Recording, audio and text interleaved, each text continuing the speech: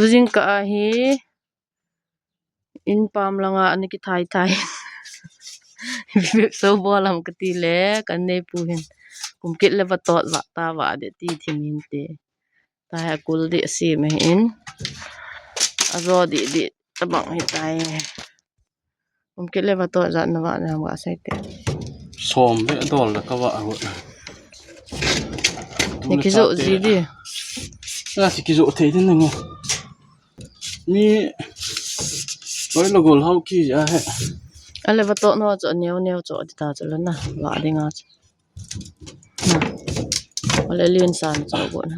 a pi khat ma ya na chal cho de ke he ba to cho na di hong ta ni de nam bu ki sa chai pu le a ge dik ngai he chu tu chun ngai yang ta ma na gol hai